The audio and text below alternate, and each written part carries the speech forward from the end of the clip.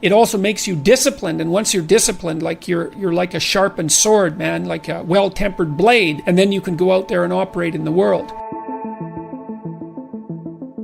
The reason that discipline is necessary is because you're a mass of competing short-term interests. And so the question is then, well, which short-term interests should win out? And the answer to that is none of them. They need to be organized into a hierarchy that makes them functional across time and across individuals. So like a 2-year-old is very likely to act out his or her proximal impulse. But of course, a 2-year-old can't survive in the world. You have to bring your primary instincts, let's say, under the regulatory structure of a higher order value system that allows them to manifest themselves without undue mutual sacrifice across large spans of time in the presence of large numbers of other people. So that requires a very sophisticated ordering.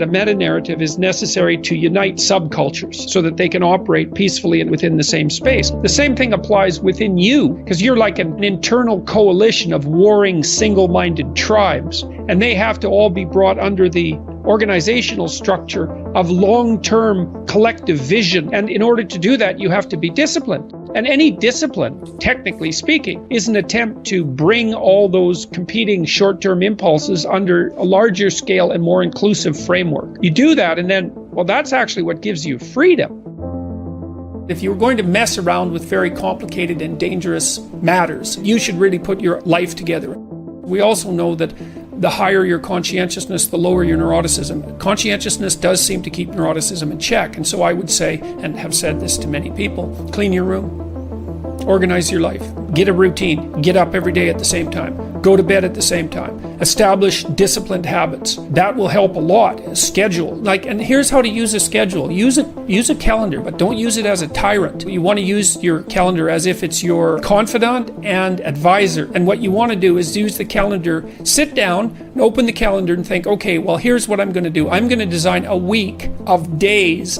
that I would really like to have. What that would mean then is that you would schedule things that you would consider meaningful and productive, on a daily basis, so that you feel that your life is justified by having a day like that, and also to schedule enough of your responsibilities so that you make progress day by day instead of falling farther behind. Generally, you should approach it as if this is something that will help you get what you want. You have to figure out what you want. And then you have to figure out how to decompose what you want into actionable steps. That's a pretty good deal, all things considered. And you can start stupid and slow, Like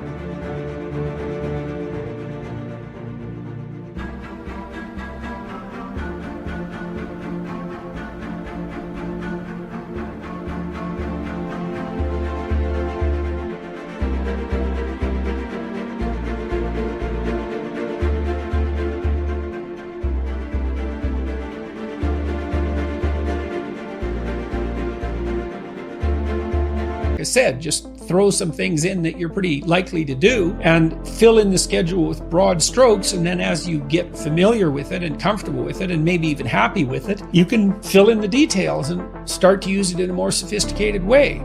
And what that'll do is it doesn't directly affect your neurophysiology, but you react to uncertainty and the unexpected with more physiological preparedness and more expenditure of energy than the typical person. And so what you want to do is organize your surroundings, because it's a lot easier to organize your surroundings, at least to begin with, than it is to do radical reconstruction on your fundamental temperament. Generating a view of your life that consists of valued goals that you want to attain, and then steps by which those might be attained. Well, then you can ally that with a schedule.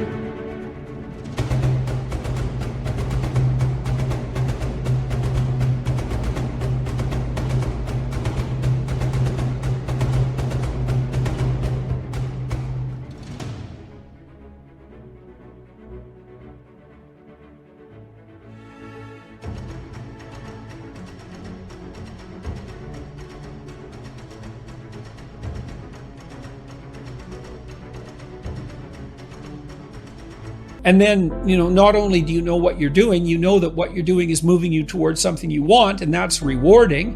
You need to have a primary discipline. It's absolutely necessary to succeed in life. Now, once you have a primary discipline, then you can branch out and become a multiplicity in your disciplined approach, and then you're absolutely bloody unstoppable.